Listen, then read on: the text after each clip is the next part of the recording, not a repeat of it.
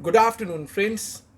This video on one of the important and burning topic. Lots of registered person as on date getting notices from GST department, either from central GST or from state GST on scrutiny of GST returns. As per section 61 read with rule 99 of CGST rules. Now, why these notices are coming? As a registered person, I'm filing my GSTR1, showing my outward supply, and filing GSTR3B, which is consolidated return containing details of my outward supply, input tax credit availed on my purchase, which is inward supply, and the net tax liability to be paid. So I'm filing GSTR1, GSTR3B, and for availing credit, I am looking into my GSTR2A or 2B.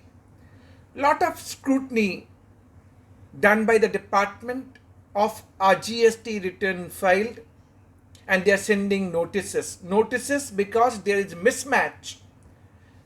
GSTR1 versus GSTR3B is not matching.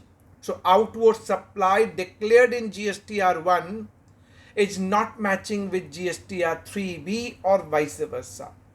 Point number one.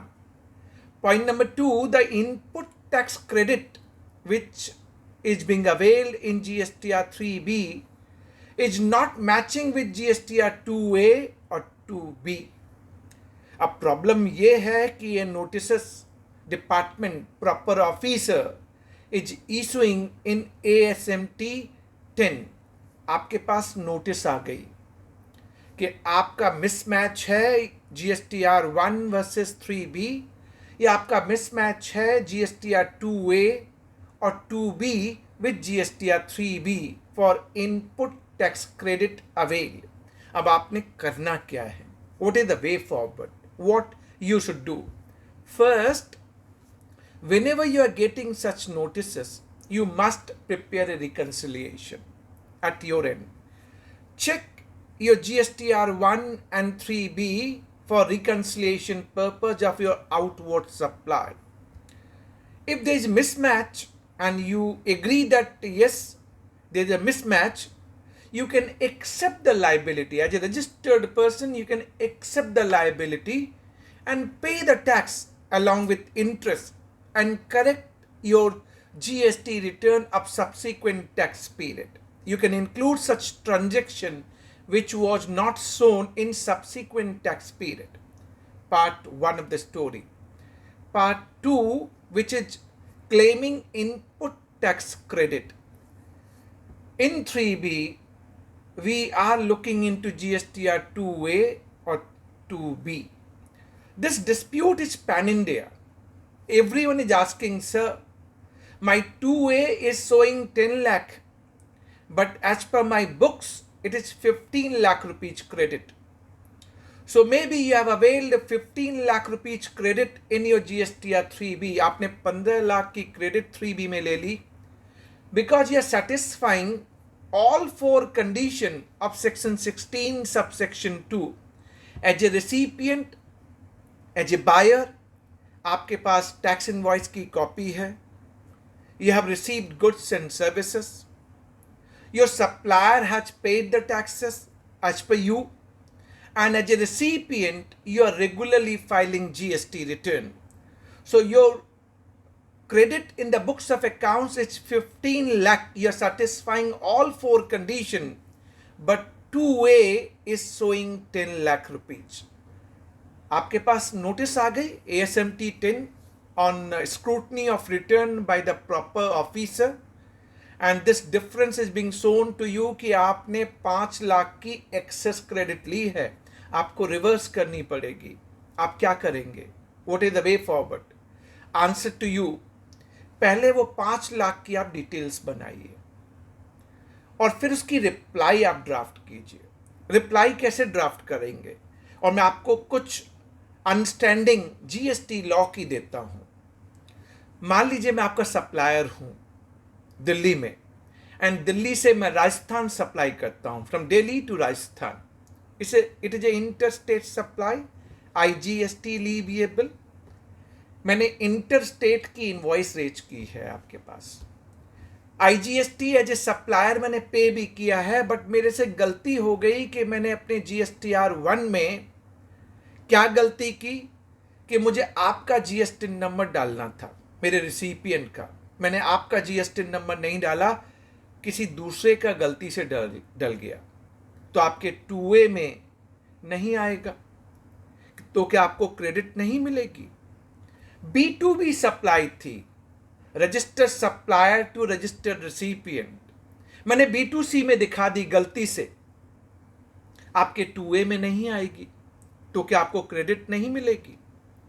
हमारी interstate supply थी IGST, और मैंने IGST पे भी किया है, but गलती से मैंने इसे इंट्रास्टेट दिखा दिया, C+S। Place of supply Delhi हो गई, होनी चाहिए थी राजस्थान, तो क्या आपको क्रेडिट नहीं मिलेगी?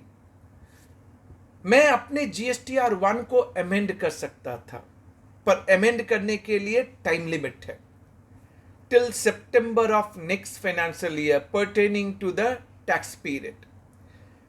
लेकिन मैं अमेंड भी नहीं कर पाया, तो क्या मुझे क्रेडिट नहीं मिलेगी?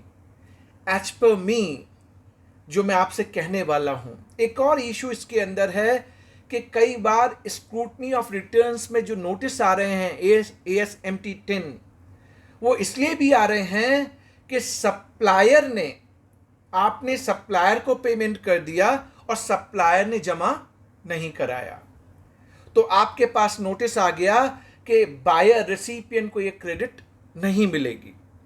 मेरे आंसर, और यही आंसर आपके रिप्लाई में जाने चाहिए, आप जो रिप्लाई देंगे ASMT 11 में, आप यही रिप्लाई करेंगे। सबसे पहले आप रिप्लाई में ये डालेंगे कि आपने करेक्ट क्रेडिट ली है। अगर गलती हुई है तो GSTR1 भरने में सप्लायर की हुई है, उसकी वजह से आपकी क्रेडिट डिनाई नहीं हो सकती। सो मेरा पहला पॉइंट है, there is no relevance of 2A और 2B which is being introduced by way of rule 60 of CGST rule 2017। मेरी क्रेडिट डिनाई नहीं हो सकती अगर मैंने चारों condition, all 4 condition I have satisfied for availing input tax credit under section 16 subsection 2।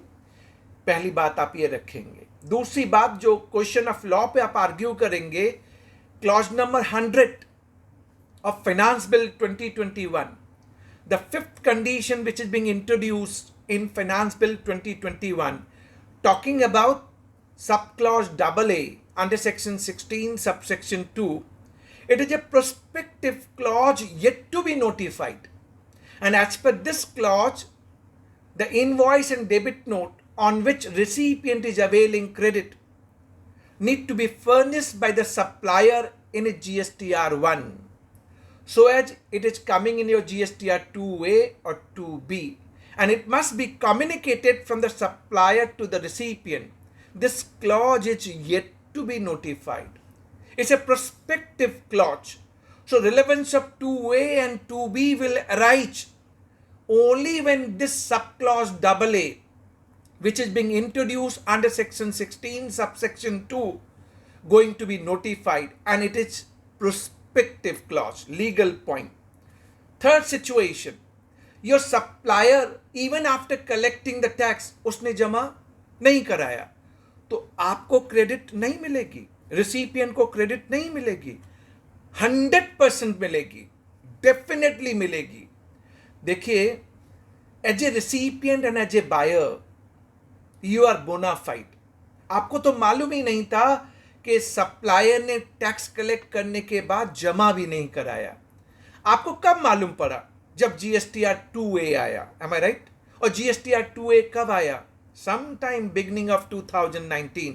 और पहले तो 2A में ये इंफॉर्मेशन आती ही नहीं थी कि सप्लायर ने टैक्स का पेमेंट कर दिया है।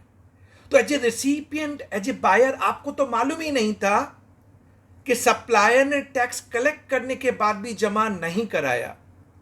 जीएसटीआर 2A जुलाई 17 से आना था, जुलाई 2017 से, जिसको इंट्रोड्यूस नहीं किया गया। किसने नहीं किया? गवर्नमेंट ने नहीं किया। Automated GST return system GSTR 1, 2A, 2, 1A, 3 government did not implement. GSTR 2 और 3 केप्ट इन एबियंस। तो यानी जो बोनाफाइड बायर है, जिसको आपको मशीनरी प्रोविजन देने थे जीएसटीआर 2A से, जिससे उसे मालूम पड़ता कि सप्लायर ने टैक्स का पेमेंट किया या नहीं किया, वो आपने इंट्रोड्यूस ही नहीं किया फॉर द पीरियड 17, 18 एंड 18, 19। अब आप उसको कैसे लीगली कंपेल कर सकते हैं कि मैं तुझे क्रेडिट नहीं दूंगा? It is doctrine of impossibility. एक लीगल मैक्सिम है, lex non cogit ad impossibilia. You can not compel a person to do something which is impossible. यानी रिसिपिएंट को आप पेनलाइज नहीं कर सकते। थर्ड, सप्लायर और रिसिपिएंट को रजिस्ट्रेशन डिपार्टमेंट ने दिया। आप रिसिपिएंट को नोटिस भेज देते हैं कि आपको एक क्रेडिट नहीं मिलेगी क्योंकि सप्लायर ने पे नहीं किया। आप पहले सप्लायर को तो पकड़िए, उसको भी रजिस्ट्रेशन आपने ही दिया है। सप्लायर के अगेंस्ट में इन्वेस्टिगेशन इंक्वायरी इनिशिएट कीजिए, instead demanding the reversal of credit from the recipient along with interest and penalty. ये आपके लीगल आर्गुमेंट होंगे। But to buy a piece of mind, आपको लगता है कि इसमें मैं बड़े हाई कोर्ट में नहीं जा सकता, रिट फाइल नहीं कर सकता, लीगल कॉस्ट बियर नहीं कर सकता। मेरा सजेशन, आप अंडर प्रोटेस्ट DRC 03 में जब पे करें ना, अंडर प्रोटेस्ट लिख दीजिए, सब्जेक्ट टू लिटिगेशन, जिससे जब ये केस हाई कोर्ट और सुप्रीम कोर्ट में डिसाइड होंगे।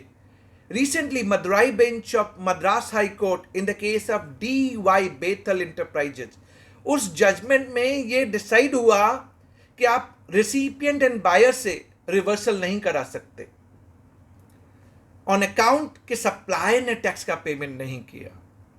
ऑनरेबल हाई कोर्ट ने कहा पहले आप सप्लायर के अगेंस्ट में इन्वेस्टिगेशन इंक्वायरी कीजिए, और उसमें इस बात को भी कहा गया जब दोनों को रजिस्ट्रेशन आपने दिया है, आप सप्लायर को पहले क्यों नहीं पकड़ते। तीसरा जो बहुत इंपॉर्टेंट है, डॉक्ट्रिन ऑफ इम्पॉसिबिलिटी।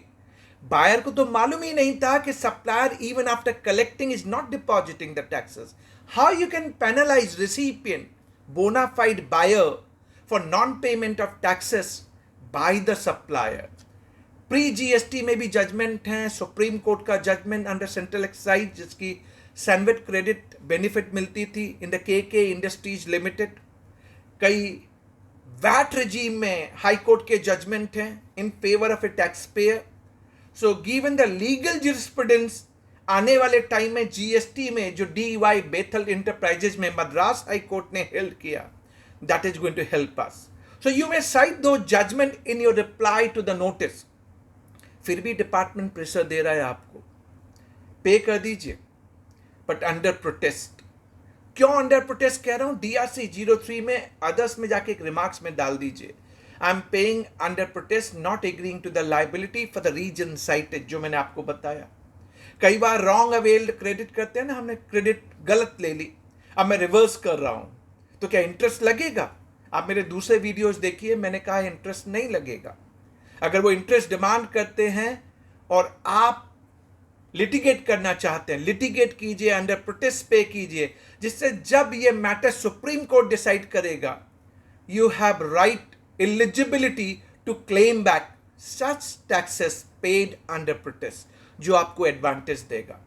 यानी जो notices ASMT 10 on scrutiny of return proper officer issue कर रहा है, आपके पास दो ऑप्शन है, आइदर एक्सेप्ट कर लीजिए, अगर सही है तो एक्सेप्ट करना चाहिए, अगर सही नहीं है तो रिप्लाई एक्सप्लेनेशन ASMT 11 दीजिए। This is what being stated under section 61 read with rule 99 of CGST rule। इस सेक्शन 61 में ये एक बात और कही गई है, ये जो स्क्रूटनी ऑफ रिटर्न की नोटिस है, ये लीगल और जुडिशियल प्रोसीडिंग्स नहीं है। अगर आप पे नहीं करेंगे आपने एक्सप्लेनेशन दिया और आपके एक्सप्लेनेशन से प्रॉपर ऑफिसर सेटिस्फाइड नहीं है, तो वो क्या कर सकता है? वो GST audit by department can initiated under section 65. Special audit by chartered accountant or cost accountant as nominated by GST department commissioner under section 66 initiate कर सकता है. Inspection search and seizure under section 67 initiate कर सकता है. या so cause notice can be issued under section 73 non-fraud cases, under section 74 for the fraud cases. These are the broad provision for scrutiny of return by proper officer. While scrutinizing the return, he may mention the discrepancies to the registered person. Either आप accept कीजिए या reply दीजिए, जो मैंने आपको समझाने की कोशिश की कि आप रिप्लाई कैसे करेंगे, अंडर प्रोटेस्ट क्यों पे करना चाहिए. I hope this video will help you for broad understanding how to handle notices issued by department on scrutiny of GST return. Thanks for watching. Stay tuned. Lot many videos. Keep subscribing our YouTube channel for getting regular and immediate update on GST. Thank you very much.